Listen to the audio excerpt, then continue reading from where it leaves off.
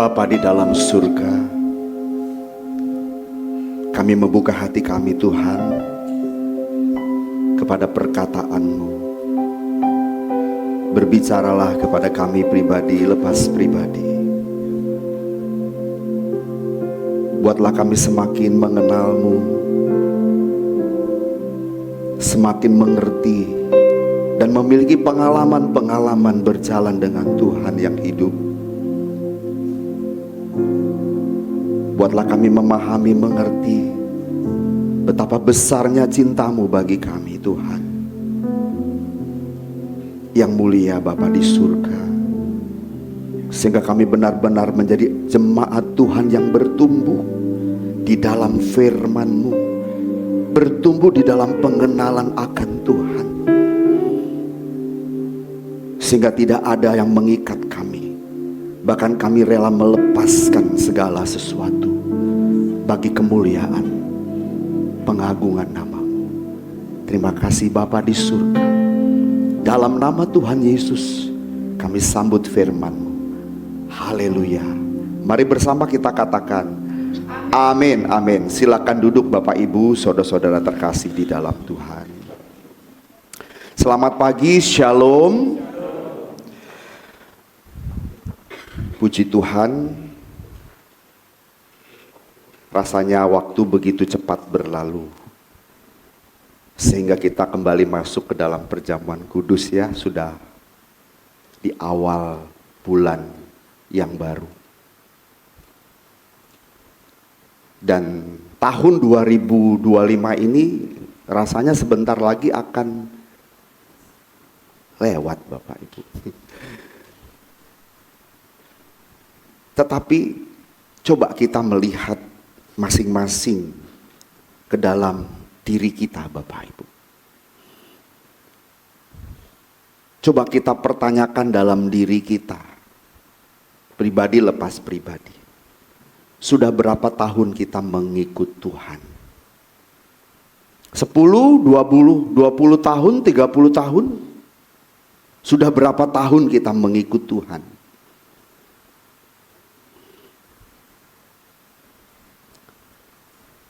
Lalu seberapa kita mencintai Tuhan? Seberapa besar cinta kita kepada Tuhan?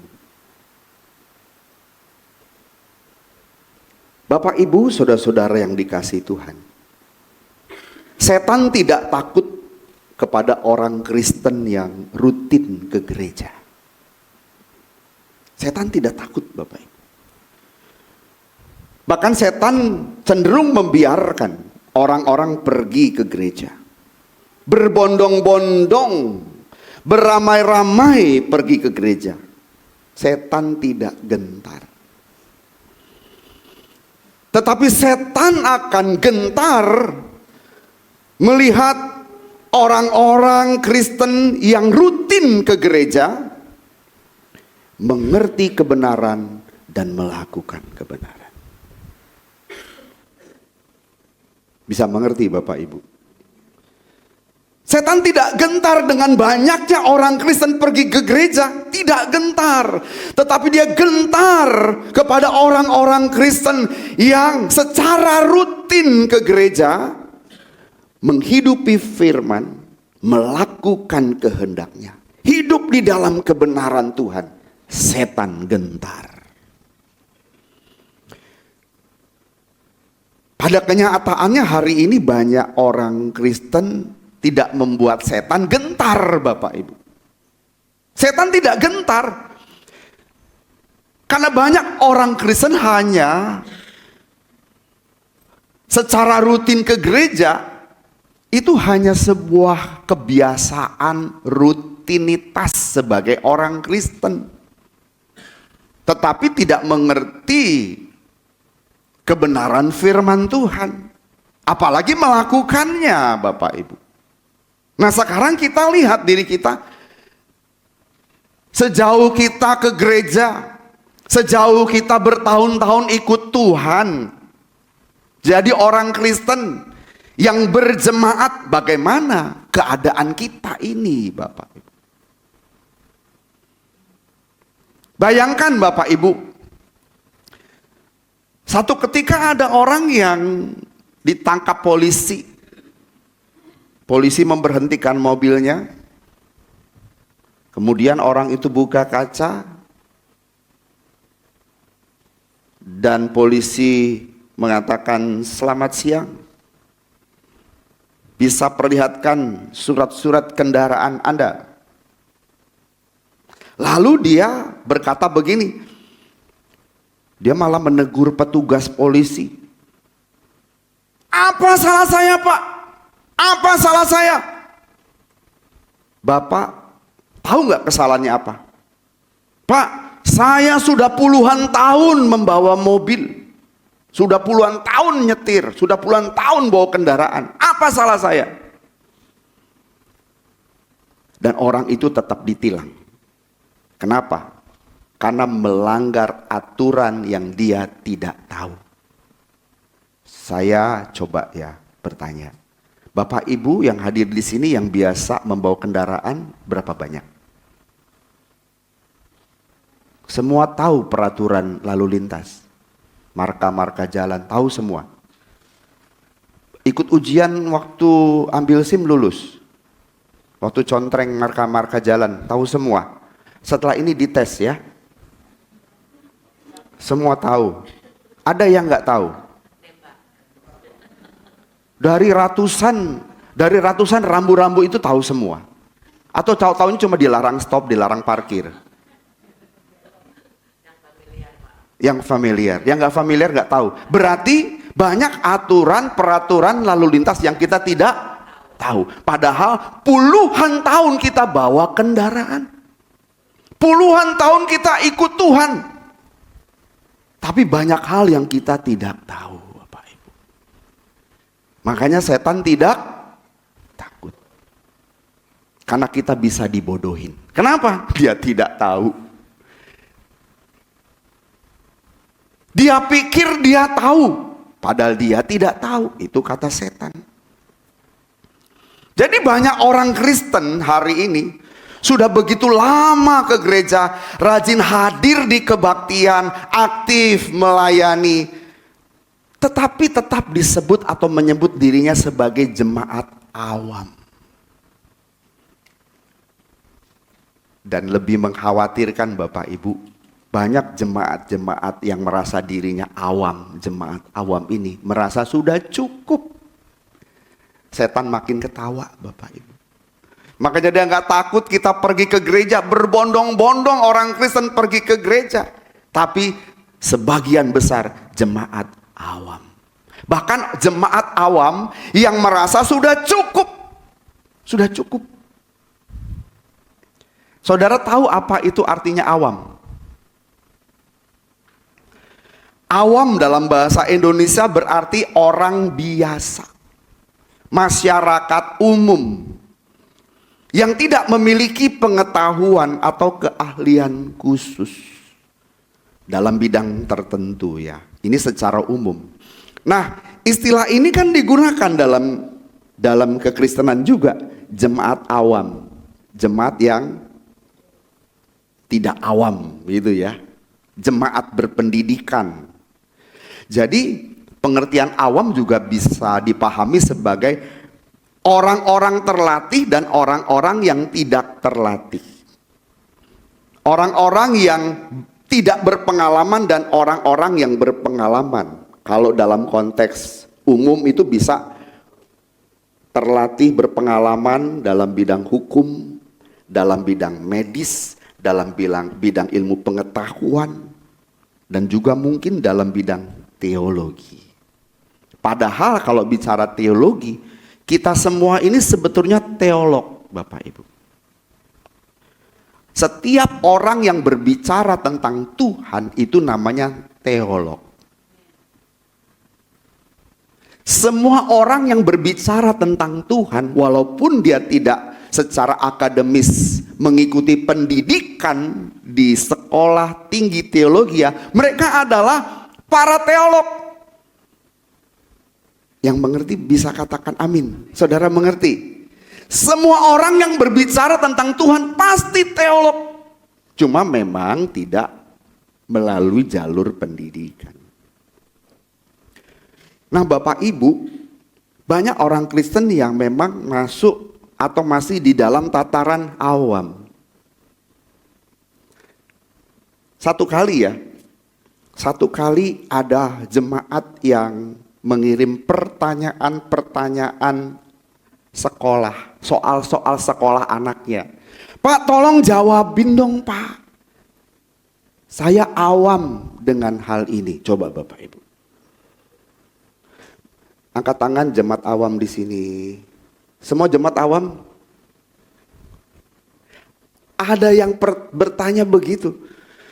Pak, saya tidak mengetahui Pak jawaban-jawabannya. Tolong bantu Pak.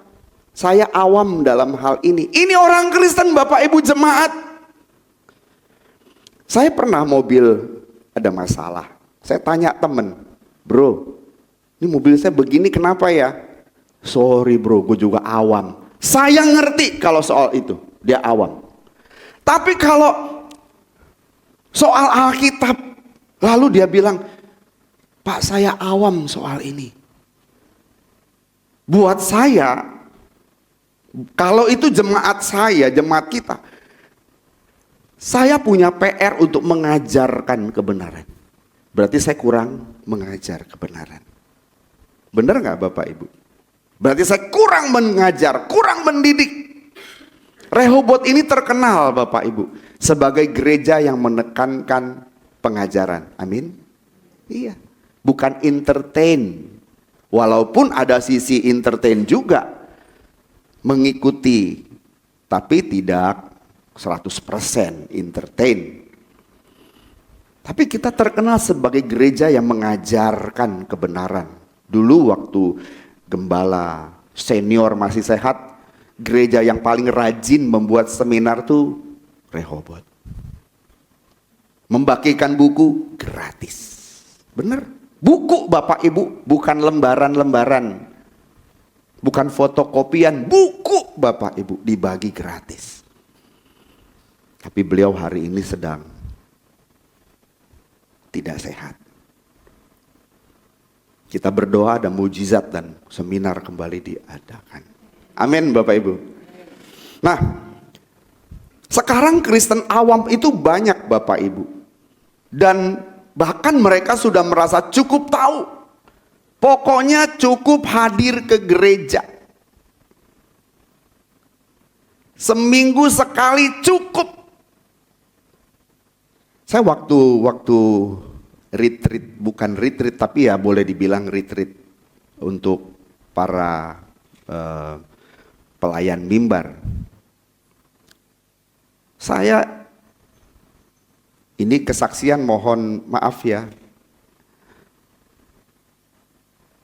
Saya tidak perlu menyebut namanya tapi ada di sini salah satu pelayan mimbar kita. Dia bilang begini, pokoknya hari Minggu saya ke gereja, saya ambil bagian dalam pelayanan, tapi cukup Minggu, Sabtu jangan ganggu saya. Senin sampai Sabtu jangan ganggu saya. Kira-kira begitu. Tapi kemudian hari dia dijamah Tuhan. Yang tadinya dia batasin waktu. Pokoknya Sabtu saya nggak mau diganggu. Walaupun itu persoalan pelayanan. Saya punya waktu nggak boleh diganggu. Jumat Sabtu kira-kira gitu kalau tidak salah. Saya lupa. Sampai Tuhan jamah. Akhirnya dia bekerja. Dia orang aktif, bukan pengangguran. Pengacara. Pengangguran banyak acara.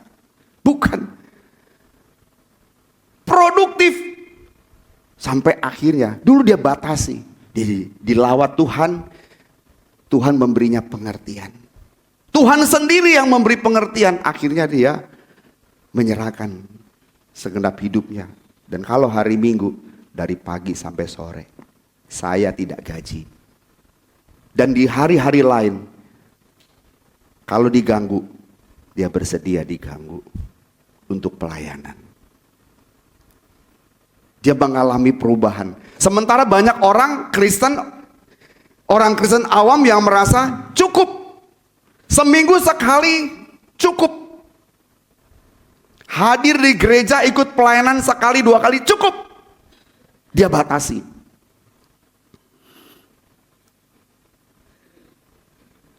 Saya merasa orang-orang yang membatasi waktunya untuk Tuhan, membatasi waktunya untuk belajar kebenaran, membatasi waktunya untuk bertumbuh dalam pengenalan akan firman Tuhan, mereka tidak sungguh-sungguh mengenal Tuhan. Akibatnya orang yang tidak bertumbuh dalam pengenalan akan Tuhan, Bapak Ibu, mereka membangun kekristenan mereka di atas opini, pendapat, pandangan, bukan pengertian. Kata orang, kata pendetaku begini. Lalu kalau ditanya alasannya apa? Gak tahu, pokoknya kata pendeta. Gak tahu.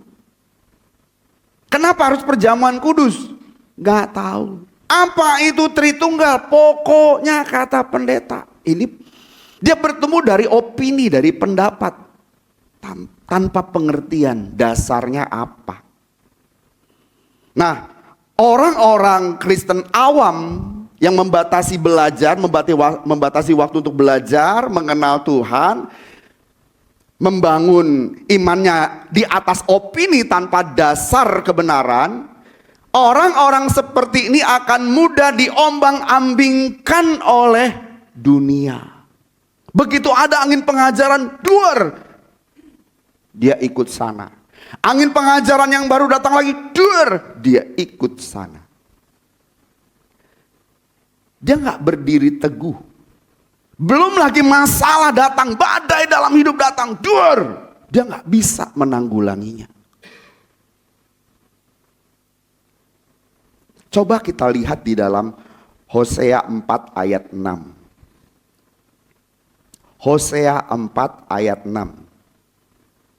Puji Tuhan sudah muncul Bapak Ibu. Tapi kalau kadang-kadang jemaat dulu ya, sekarang udah memang modern. Kita buka Hosea. Dia cari tulisan horse. Itu mah kuda. Pak, emang ada kitab Hosea? Nah, ini jemaat awam yang nggak pernah belajar. Tapi sebagian kita di sini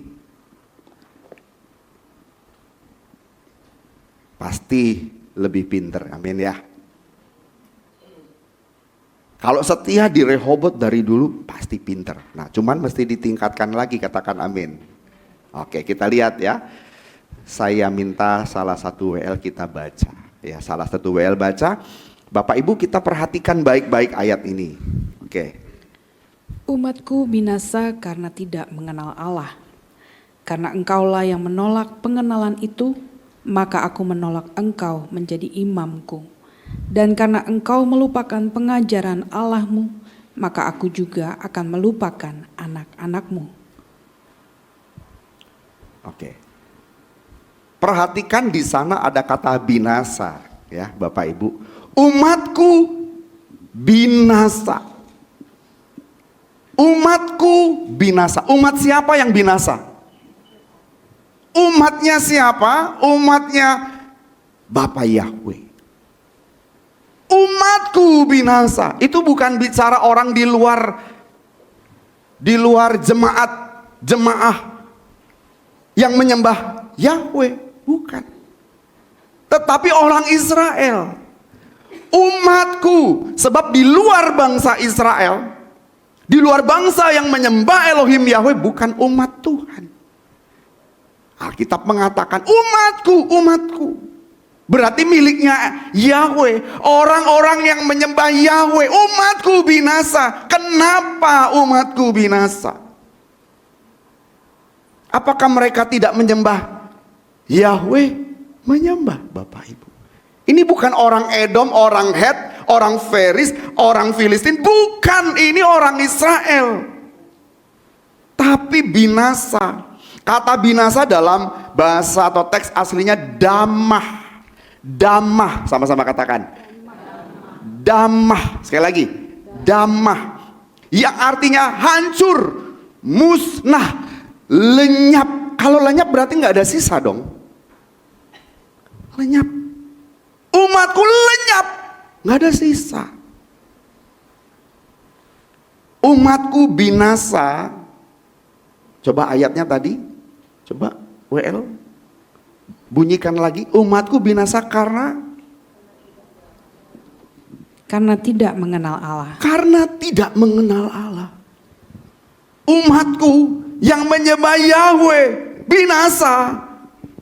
Artinya apa? Apakah mereka berhenti menyembah Yahweh? Tidak. Apakah mereka tidak membawa korban-korban persembahan di bait suci?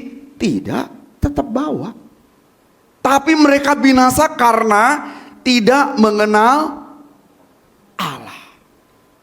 Tidak mengenal dalam bahasa Ibrani atau teks aslinya yada. Sama-sama katakan yada.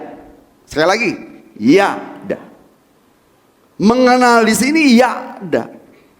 Menunjuk bahwa mengenal itu bukan sekedar pengetahuan, knowledge dalam pikiran di kepala, pengetahuan dalam kepala kita, tetapi pengenalan hidup dan pengalaman hidup berjalan dengan Tuhan. Ini bicara apa? Keintiman dengan Tuhan. Ada relasi yang intim dengan Tuhan. Jadi pengenalan bukan sekedar tahu secara pengetahuan, knowledge, tapi relasi yang intim dengan Tuhan. Nah, umatku binasa, lenyap karena tidak memiliki keintiman dengan Tuhan. Pengetahuan yang membawa mereka kepada keintiman dengan Tuhan. Orang-orang yang membatasi dirinya untuk mencari Tuhan, belajar, itu orang yang tidak intim dengan Tuhan. Dan mereka mudah binasa. Tidak seketika binasanya Bapak Ibu, tetapi ada saatnya mereka kalau tidak bertumbuh, kalau tidak berubah, masih di posisi seperti itu terus menerus, binasa. Jadi tidak mengenal bukan hanya artinya tidak tahu Tuhan. Orang Israel tahu Tuhan, secara intelektual iya, tetapi tidak punya pengertian rohani yang benar dan relasi hidup dengan Tuhan. Sampai di sini bisa mengerti Bapak Ibu? Gak punya relasi. Kalau bicara keintiman, sebagai contoh suami istri, itu bicara keintiman. Siapa orang yang paling dekat dengan kita kalau sudah menikah? Ya pasangan hidup kita lah. Yang paling tahu seluruh keberadaan kita, ya pasangan hidup kita. Bicara keintiman, Bapak Ibu, ya bukan sekedar satu rumah, satu ranjang, bukan sekedar itu. Kita mengenal pribadi pasangan kita, apa kesukaannya, apa yang dia nggak suka, lagi apa dia sekarang, lagi kesel, lagi marah, lagi seneng, bener nggak Bapak Ibu? Kalau sampai kita nggak tahu apa kesukaan pasangan kita, itu tandanya kita kehilangan relasi, bener. Coba lihat pasangan Bapak Ibu ini yang bawa istri, bawa suami, coba. Kecuali yang sudah sendiri. Kenal nggak kesukaannya? Warna kesukaannya, makanan kesukaannya, apa yang dia nggak suka, bicara apa yang dia nggak suka, percakapan apa, materinya apa yang dia nggak suka, tahu nggak kita? Apa yang paling dia nggak suka? Sampai ke situ kita tahu. Coba di wajahnya ada berapa tahi lalatnya? Sampai lupa dan nggak tahu Bapak Ibu. Benar-benar kehilangan yang namanya relasi. Namanya relasi kita tahu banget luar dalam. Cuma memang relasi kita mulai berkurang hari ini karena faktor ini Bapak Ibu. Iya loh. Kadang-kadang istri sibuk main game. Suami sibuk dengan gadgetnya juga, entah main game entah nonton. Entah mengerjakan yang lain. Masing-masing dipisahkan. Disconnected gara-gara yang namanya handphone. Sibuk. Ini juga membuat kita kehilangan relasi. Bulan lalu saya khotbah 1 bulan tentang keluarga Bapak Ibu. 1 bulan. Tapi saya bulan ini akan berbicara tentang hal yang lain. Karena saya mau mengkampanyekan home. Supaya apa? Jemaat Tuhan ini bertumbuh di dalam pengenalan akan kebenaran firman Tuhan. Dan dipersiapkan untuk menjadi prajurit-prajuritnya Tuhan. Dipersiapkan menjadi pemain bukan penonton. Jadi banyak jemaat yang duduk manis itu hanya penonton, tetapi bukan pemain. Saya ulangi ya, yang dimuliakan itu bukan penonton, tetapi pemain. Benar Bapak Ibu? Contohnya orang main sepak bola. Pemain sepak bola. Bapak Ibu masuk stadion berdesak-desakan. Pemain sepak bola? Tidak. Dia lewat pintu khusus. Pulangnya juga gitu. Saudara berdesak-desakan. Pemain sepak bola, main bola, dibayar. Saudara nonton sepak bola, bayar. Pemain sepak bola selesai, juara, dapat trofi, dapat piala, dimuliakan, dapat duit. Saudara pulang karena benturan, diinjak-injak orang. Masuk rumah sakit. Pemain sepak bola dimuliakan. Pertanyaan saya, saudara mau jadi pemain atau hanya jadi penonton? Yang mau jadi pemain tepuk tangan. Jadi saya mau kampanyekan mulai sekarang. Kita harus menjadi jemaat yang cerdas, dicerdaskan, aktif melayani. Bukan jemaat awam yang gak tahu apa-apa. Saya kampanyekan terus yang namanya home mulai hari ini. Dan kami sedang persiapan, saya terus memberikan materi, sudah materi pertama pertemuan, apa itu home itu? Apa visi dan misinya? Apa dasar-dasarnya? Saya sudah kumpulkan. Nanti untuk ada pertemuan kedua, ketiga, nanti saya kampanyekan benar-benar. Baru kita buka home. Tujuannya ini Bapak Ibu. Jangan ada lagi jemaat yang awam. Bukan berarti Bapak Ibu kalau suatu hari anak Bapak Ibu dapat soal dari sekolah soal agama, aduh ingat kemarin khotbahnya saya nggak berani nanya. Bukan begitu. Bukan begitu. Sekarang nggak apa-apa Bapak Ibu tanyalah. Cuma saya ini kan secara umum saja. Jangan sampai menjadi jemaat awam yang tidak tahu apa-apa. Nggak bertumbuh dalam kebenaran sampai akhirnya memang tidak mengenal Tuhan Bapak Ibu. Karena imannya itu dibangun dari opini, pendapat dirinya sendiri, pendapat orang yang bisa salah, nggak punya dasar. Makanya kita harus belajar. Yang setuju katakan amin. Bahaya Bapak Ibu jika kita hanya menjadi jemaat awam. Yang pertama bahayanya kita bisa ditipu. Rentan tertipu. Siapa yang nipu kita? Setan Bapak Ibu. Melalui siapa? Melalui pengajar-pengajar yang tidak mengenal Tuhan. Utusan kerajaan roh kegelapan mengajarkan kepada jemaat Tuhan yang akhirnya tertipu dan binasa oleh karena tidak mengenal kebenaran.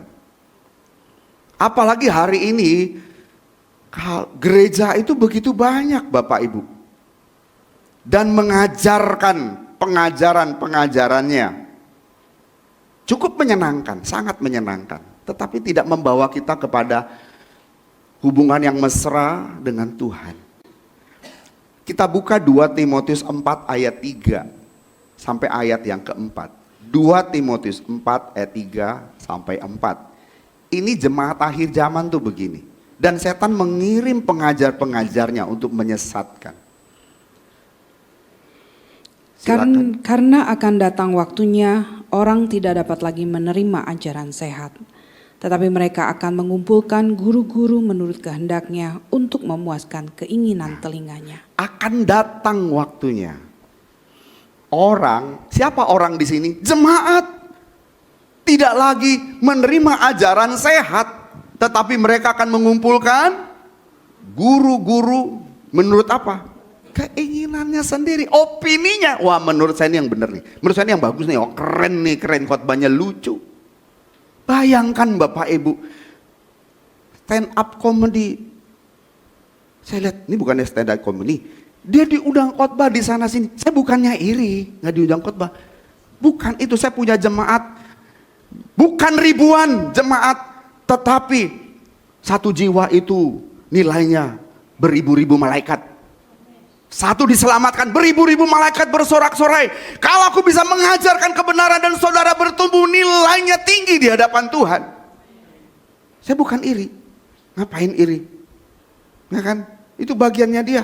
Cuma masalah yang saya perhatikan, ini pengkhotbah Keluaran atau Kejadian? Banyak orang berkhotbah bukan Keluaran, sekolah Alkitab, bukan belajar, tapi Kejadian. Mendadak karena dia terkenal bertobat dari agama lain, dia apa namanya? Login Bapak Ibu, langsung diundang ke sana sini. Isinya apa?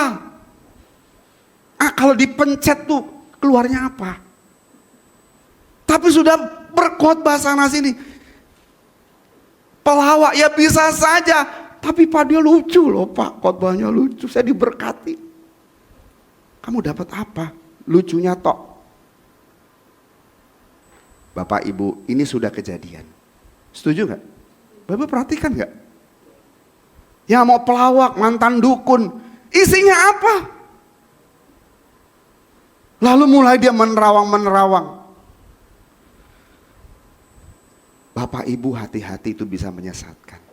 Sementara juga ada gereja yang sudah established ya begitu, dari dulu begitu. Pokoknya yang pintar pendetanya jemaat enggak. Ada yang begitu juga, dari dulu begitu. Sinkritisme dengan adat istiadat enggak berubah. Setan biarin. Makanya setan enggak takut, biar kau masuk gereja sana. Biar. Tapi gereja yang mau bertumbuh pasti diobok-obok. Nah, setan nggak seneng. Pertama pendetanya diobok-obok. Kita harus berjuang Bapak Ibu. Benar. Kita mau benar Bapak Ibu, betapa susahnya. Betapa sulitnya. Nah, orang Kristen yang tidak belajar firman akan menyukai pengajaran yang menyenangkan hati. Alkitab berkata begitu. Bukan yang membentuk karakter. Setuju Bapak Ibu? Di sini terus diajarkan tentang karakter. Hatinya dibentuk untuk mengasihi Tuhan. Nah, banyak orang-orang hari ini, maksudnya jemaat Tuhan, mereka jadi korban pengajaran populer hari ini yang menekankan entertainment, hiburan Bapak Ibu. Itu berbondong-bondong orang ke sana. Isinya apa? Ketika kita mendengar khotbahnya, isinya apa?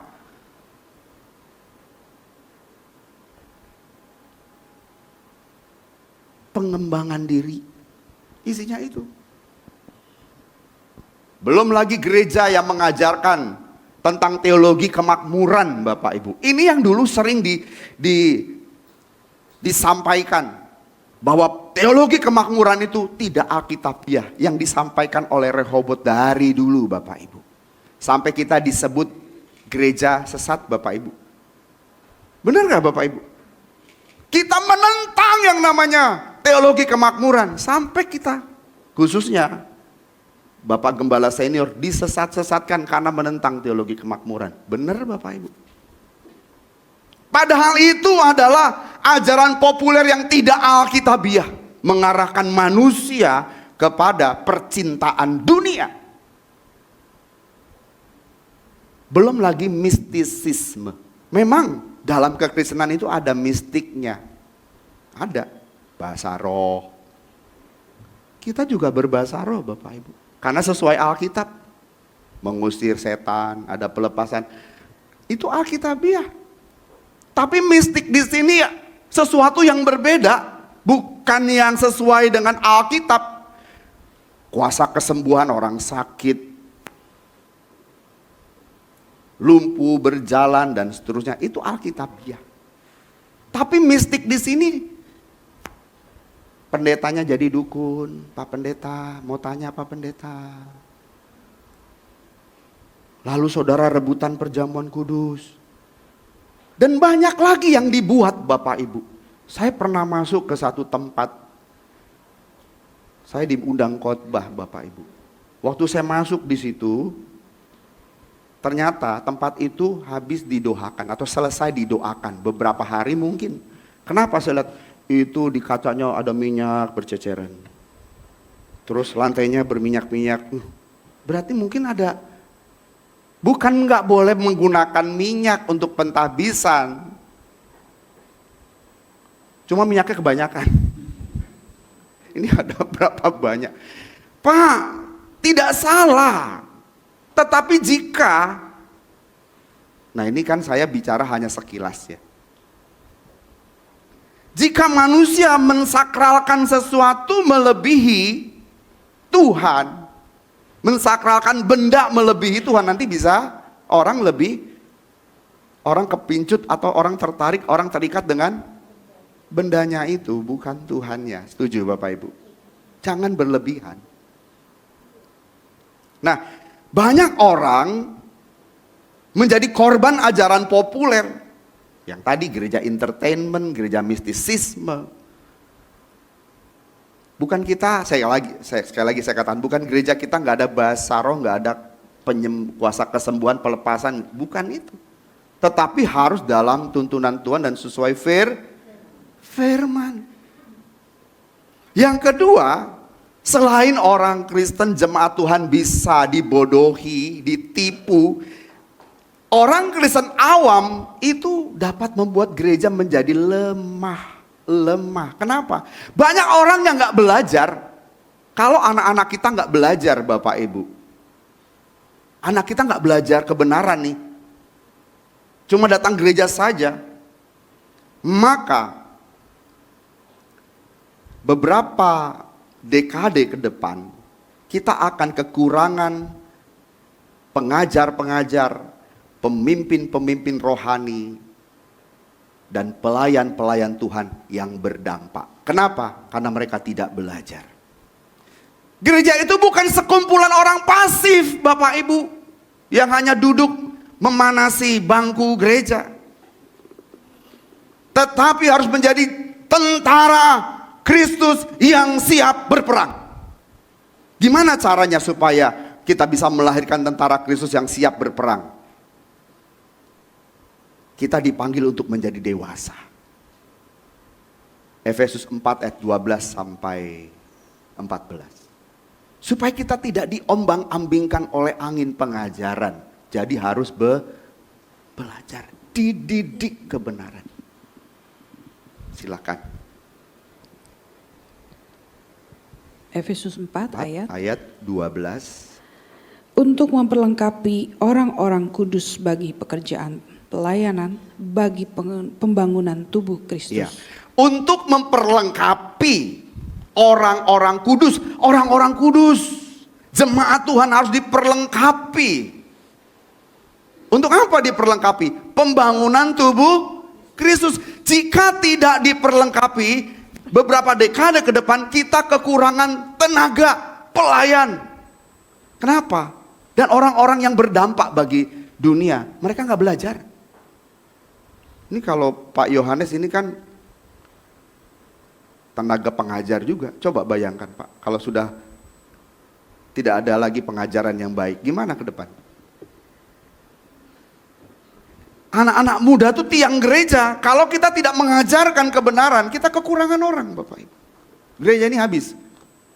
Isinya hanya orang-orang yang memenuhi gereja, memanaskan bangku-bangku gereja, pasif, nggak bikin apa-apa. Dan betapa banyak gereja yang pasif. Dan setan membiarkan itu terjadi. Suatu hari gereja akan makin lama, makin lemah, makin lemah, makin lemah. Karena nggak ada orang yang pintar, yang cerdas lagi, Bapak Ibu. Jadi jemaat harus dicerdaskan. Setuju Bapak Ibu? Supaya kita tidak mudah diombang-ambingkan oleh angin pengajaran. Tadi ayatnya sudah selesai belum? Sudah ya? Sampai 14 ya? Oh, satu lagi berarti. Sampai kita semua telah mencapai kesatuan iman dan pengetahuan yang benar tentang anak sampai Allah. kita mencapai kesatuan iman dan apa Bapak Ibu? Pengetahuan yang benar. Gimana bisa mencapai pengetahuan yang benar? Belajar kebenaran dan punya pengalaman relasi yang intim dengan Tuhan. Itu yang membuat kita bisa dewasa. Banyak jemaat nggak dewasa Bapak Ibu. Terus Kedewasaan penuh dan tingkat pertumbuhan yang sesuai dengan kepenuhan Kristus. tingkat pertumbuhan yang sesuai dengan kepenuhan Kristus. Ini orang yang gak mudah lagi diombang-ambingkan oleh rupa-rupa angin pengajaran. Dan yang ketiga Bapak Ibu, orang Kristen awam yang tidak bertumbuh menyebabkan kemandekan iman. Apa Bapak Ibu? Kemandekan iman. Ibrani 5 ayat 12.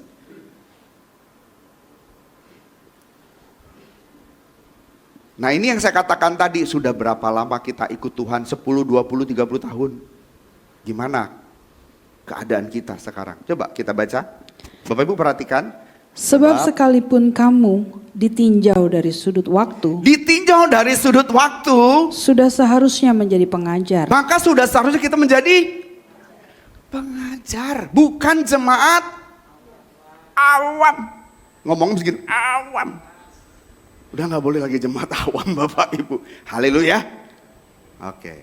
Terus Kamu masih perlu lagi diajarkan asas-asas pokok dari penyataan Allah, dan kamu masih memerlukan susu, bukan makanan keras. ternyata kita masih memerlukan susu Bapak Ibu, bukan makanan.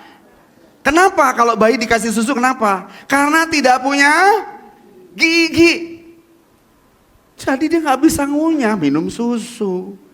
Kita harusnya sudah bisa mengunyah. Bahkan cara kita mengunyah, mengolah makan itu udah seperti sapi. Pernah lihat sapi makan? Kalau kita makan, saya perhatikan ya, manusia dengan sapi beda. Kalau manusia makan dengan 5 jari, sak-sak. Kalau menurut nasihat dokter, kunyah sebanyak 30 kali. Itu nasihat dokter yang juga dokter tidak lakukan sebetulnya. Karena saya pernah makan bareng dokter, saya perhatiin. Menurut aturan para dokter 30. Saya nanya, Pak dokter mau nanya, sebaiknya kita kalau ngunyah itu berapa kali? Sebaiknya kalau mengunyah itu 30 kali. Iya. Saya perhatiin. Kenapa? Oh dia ketawa. Dia sendiri, tidak 30 kali. Kalau kita makan kan begitu. Cepat langsung, ya kan? 1 detik telan, betul gak sih? Nah gitu. Kalau sapi, dia makannya santai. Pernah lihat sapi makan, ya kan? Kayaknya songong ya, kalau lihat wajahnya kayak songong gitu.